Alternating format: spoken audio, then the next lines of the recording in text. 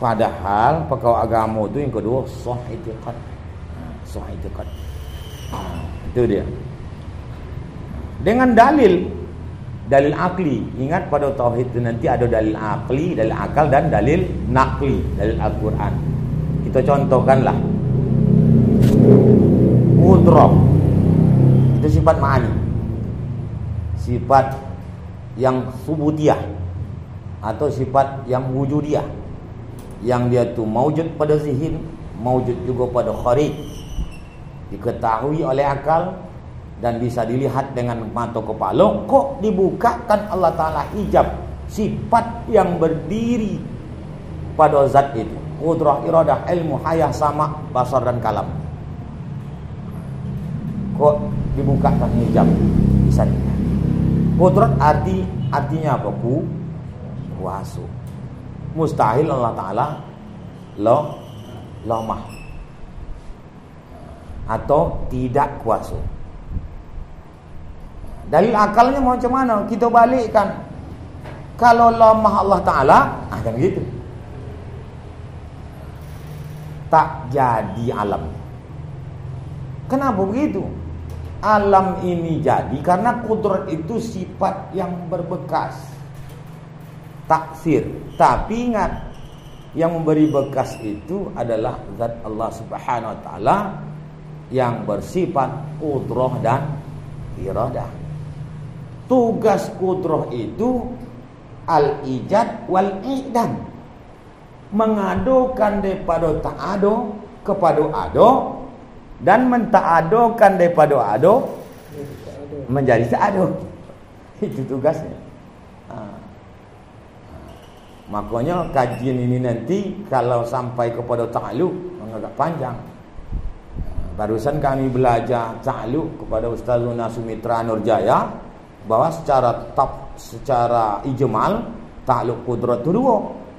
Satu dia suluhil qadim, yang kedua tanjizi hadis.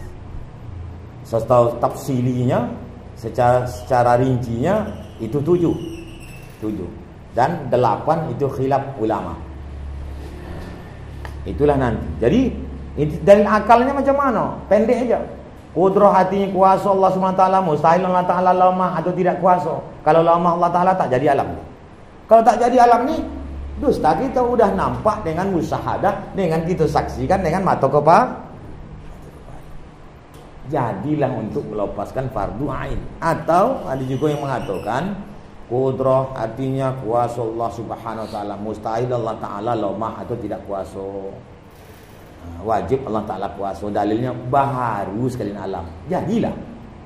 Itu saja pun terkadang sebahagian kita pun tak ada yang belum dapat. Itu ajakanlah. Apa hukumnya fardu ain? Umur 7 tahun anak kita suruh gitu. Saya pun apa jugalah nih, sama-sama lah gitu. Itu fardu ain. Berdosa gitu. Kalau kita tak belajar berdosa. Bukan fardu ain. Itu salah satu contoh. Tidaklah payah ada. Asalkan kita hendak. Nah, itu disebutkan sini sah i'tiqad. Yang kedua, sah i'tiqad. Kita kepada Allah Subhanahu Wa Ta'ala. Sah keyakinan kita.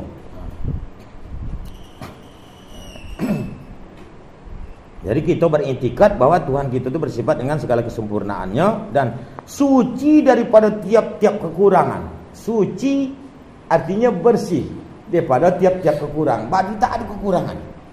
Bersih. Mustahil Allah Ta'ala bersifat dengan segala kekurangan. Itu. Qudrah, iradah, ilmu, hayah. Kalau tak bersifat dengan itu, lemah Allah Subhanahu Wa Ta'ala. Qudrah, iradat, ilmu, hayat.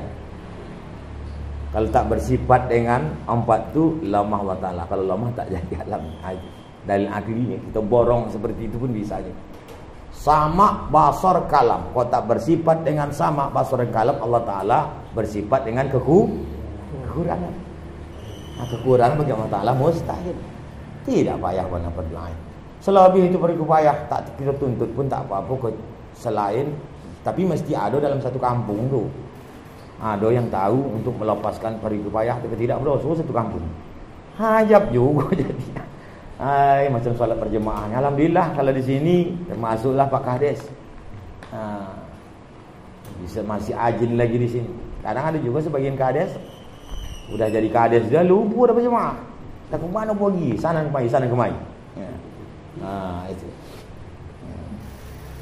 Itu sah itikad kita. Fardu ain. Dan dalil seperti yang lagi akan datang kenyataan insyaallah taala. Insyaallah nanti dalil wujud kita jelaskan satu persatu secara tafsil, secara rinci. Dan ketiga, menyempurnakan janji. Ada istilah pepatah apa? Janji adalah lati, kalau tak ditepati menusuk hati. Iya tak?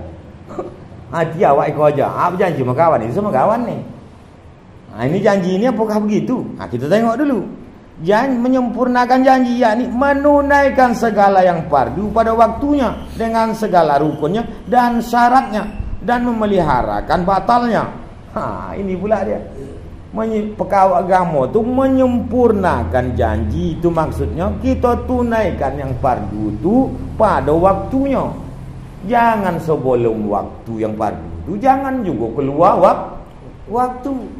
Salat zuhur dia tengah hari tepat, belum masuk waktu zuhur, tak juga bisa.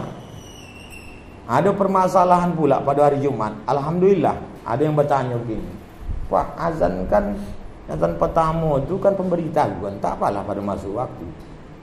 Wah, ini ilmu baru lah yang pernah saya dengar. Kalau kami daerah Cengkering itu masuk waktulah bawa azan.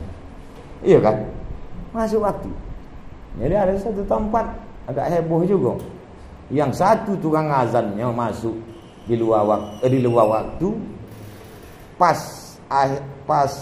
hampir habis azannya baru masuk waktu. Berarti dia azan di luar waktu. Apakah ada seperti itu pendapat? Sebenarnya ada, tapi tak kuat. Aku ikut. Di kalangan mazhab Syafi'i ada seperti itu, tapi tak kuat. Yang kuatnya masuk waktu, kecuali solat subuh, kecuali azan subuh. Sebelum subuh, masuk waktu subuh tu ada azan sebenarnya. Bijang kita buat. Kalau kita buat pun tengah malam tu maulah gaduh pula uang.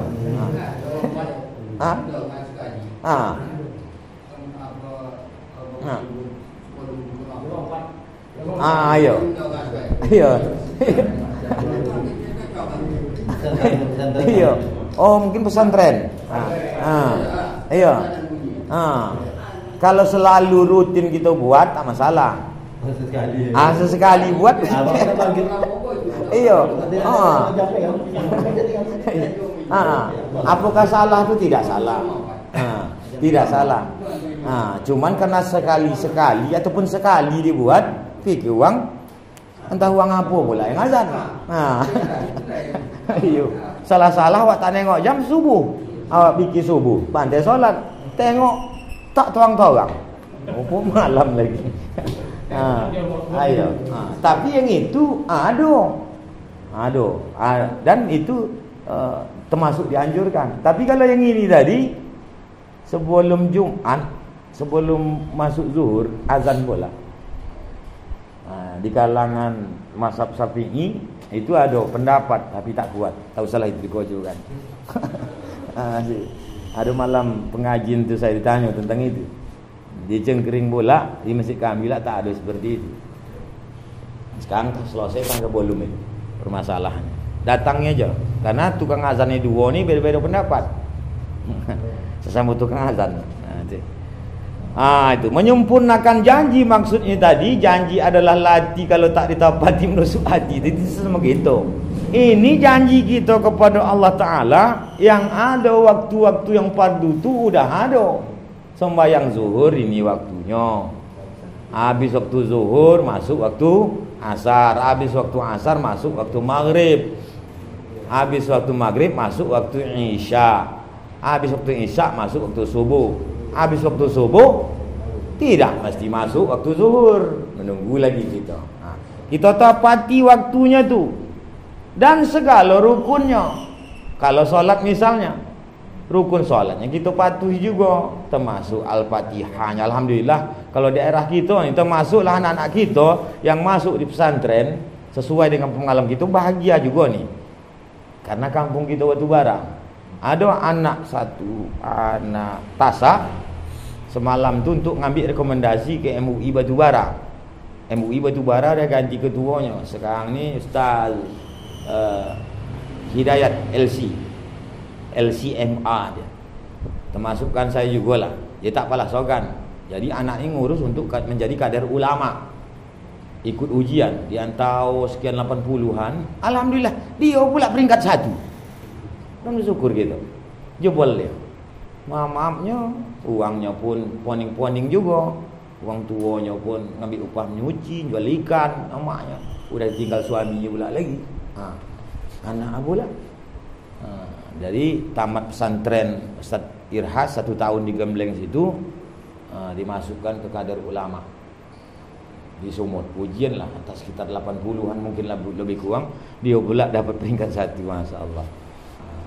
Itu. Udah gitu banyak juga pujian anak-anak kita yang masuk di pesantren Miftahus Surur, binaan Ustaz Sumitra Nurjaya. Anak-anak sini banyak masuk sana. Di situ gratis, tapi tak ada ijazah 3 tahun. Cuma sekitar 250.000 aja lah, itu pun nak boleh boas. Sampai tamat, tak ada bayar apa-apa. Kalau nuntut ilmu kajian gini. Makanya saya dialog sama pimpinannya itu Ustaz Sumitra Nurjaya, kajian tauhid tu kau dapat ngarap lain tu nak ikut kembangannya juga sana. Jadi bagi yang ada duit, kuliah bisa di Unipa. Pokoknya dekat di situ, di pesantren tu jalan ke Unipa kalau yang ada duit.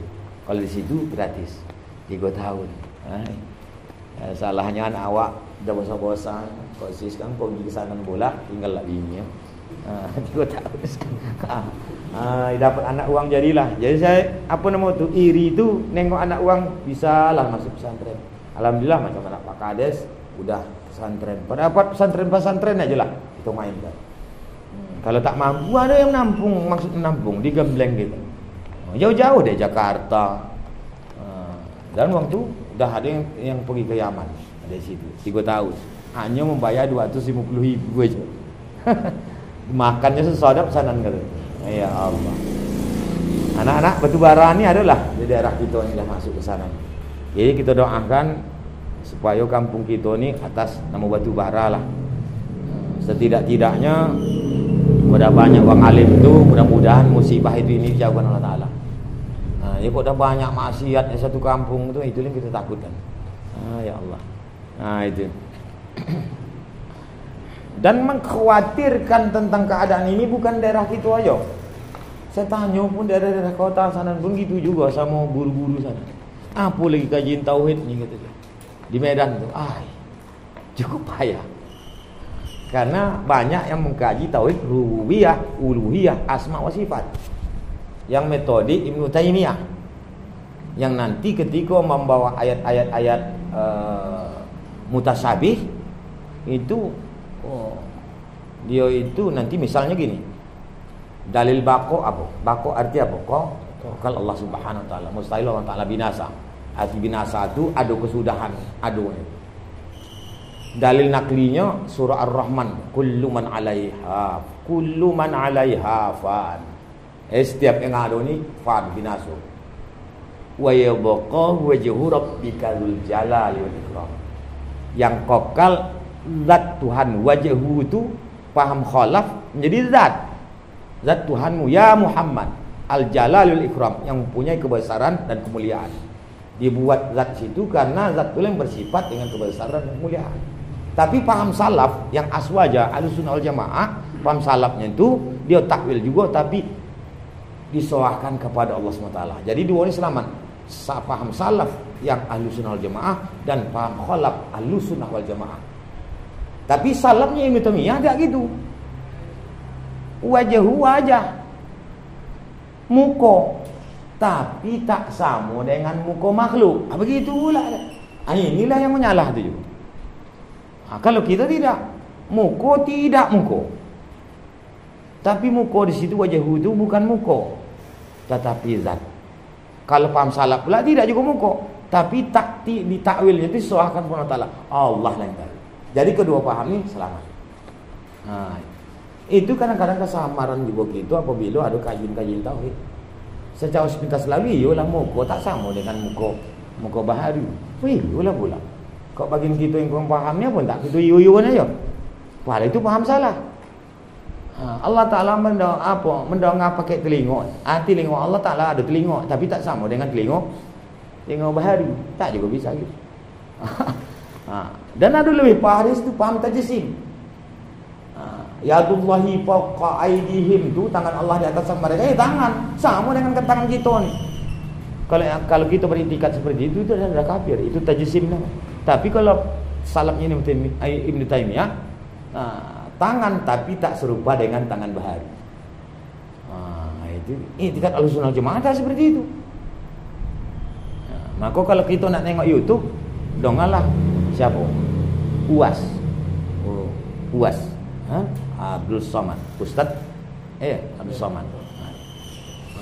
Ada lagi satu lagi. Janganlah sempat kita terkecoh.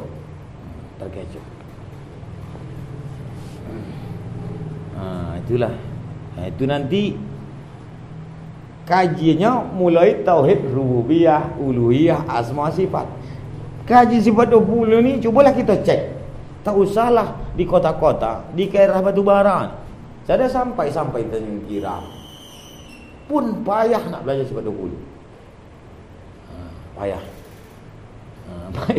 Payah. Alhamdulillah daerah kita ni termasuk medang deras lah, walaupun tak semua. Bersyukur kita. Dan di Medan pesantren termasuklah pesantren Zainul Umam pesantren Ibu Irhas yang mengkaji tauhid itu termasuk Mualim Supriyadi, orang Cimalang Kiai Mualim Supriyadi. Bisa ditengok YouTube ada Mualim Supriyadi kajian tauhid, termasuk Adrus Samin, apa lagi Aqidatun Najin, dari bahas orang. Kok kita di kampung ni lah. Kenapa yang mengajarnya itu tadilah tak ada watan akar pun jadilah. Terbatas guru gitu. Itulah kita datangkan dari Medan. Jadi kalau dapat kawan-kawan bisa ikut hadir juga setiap malam Senin di Modang sana, mendongeng aja gitu. Tak ada nak terbagi apa-apa, duduk manis saja gitu pun jadilah. Kalau ada joki masuk impak tu je. Kalau tak ada tidak apa-apa. Jadi itu yang ketiga dan terakhir. Ini terakhir. Yang tadi rukunnya enggak tidak hanya menyempurnakan janji itu, menepati waktu yang fardu itu kita tepati. Begitu kita ketahui rukun-rukunnya, jangan sampai salah, dan syarat-syaratnya juga. Syarat rukun itu termasuklah solat dan ibadah-ibadah yang lain, ada syarat dan rukunnya. Itu kita perhatikan. Dan terakhir, menjauhi segala had, yaitu menjauhi segala yang diharamkan Allah SWT. Menjauhi segala yang diharamkan Allah Ta'ala. Ini payah juga bunyi saya dapat menjauhi yang diharamkan Allah SWT. Apa saja yang diharam banyak. Perkataan kita bisa juga menjadi perkataan yang haram. Penglihatan kita bisa nanti menjadi penglihatan yang haram. Pendongaan kita banyaklah. Jadi semua itu kita jauhi. Mudah-mudahan 4 perkara agama ini bisa kita amalkan dalam kehidupan kita sehari-hari. Wallahu alam. Kepada Allah semenampun, kepada saudara-saudara sekalian, mohon maaf atas segala kekurangan. Wassalamualaikum warahmatullahi wabarakatuh.